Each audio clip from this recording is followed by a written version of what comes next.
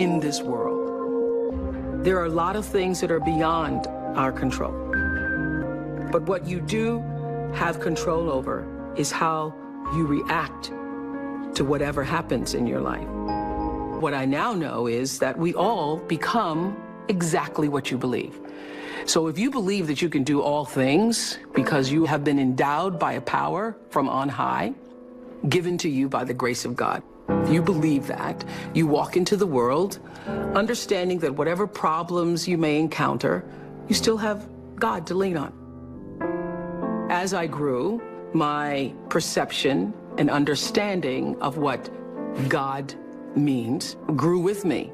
I expanded my view of what it means to be a citizen of the universe, to be a part of the energy field that is omnipotent, omniscient, all-knowing, and all-present in all things. And so my confidence comes from knowing that there is something greater than myself, that I am a part of and is also a part of me. I call that God, but I do nothing without that understanding. How I think one masters one's life is to understand that you are co-creating that life with the ultimate creator. Not understanding that puts you at your own pitiful, meager little will. And everything is left up to you.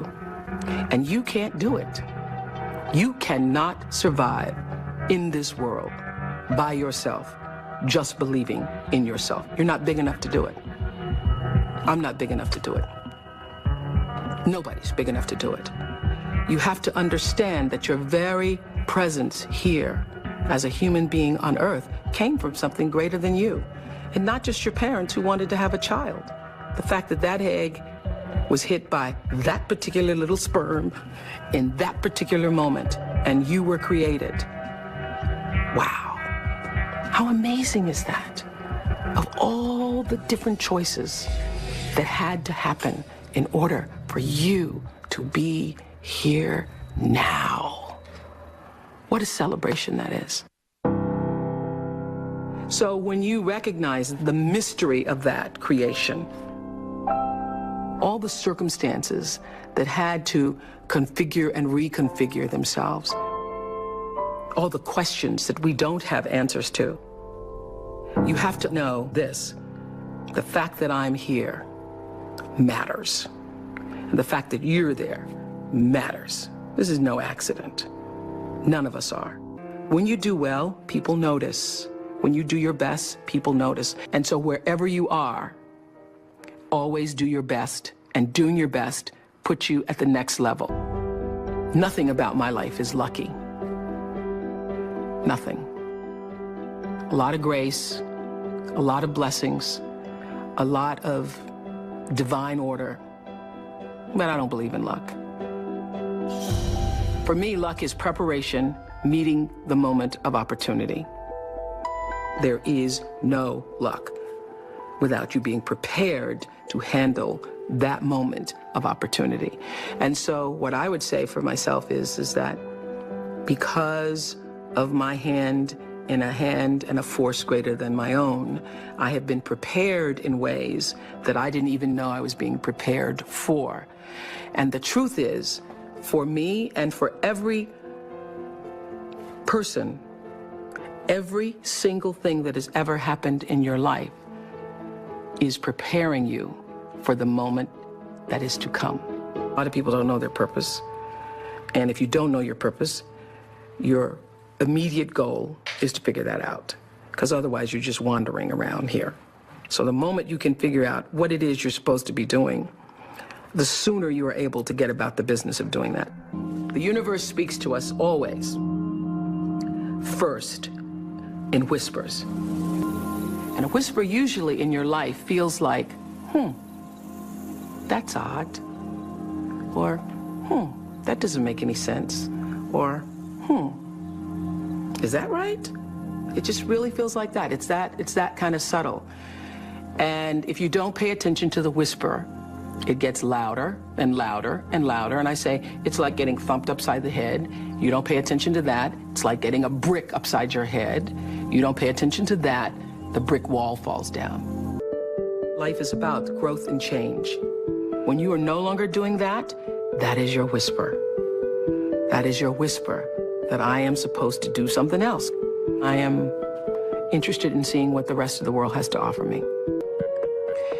Anybody pretending to be anything other than who you really are, you will never, ever reach your personal potential. You cannot do it. I have known for a very long time that I am a blessed person, and that to whom much is given, much is also required. That you can't have all of this and not use it for something that is for the greater good. Your intention rules your life and determines the outcome. Every time it would happen, I would say to my team, well, it doesn't matter, because every season somebody else was coming out.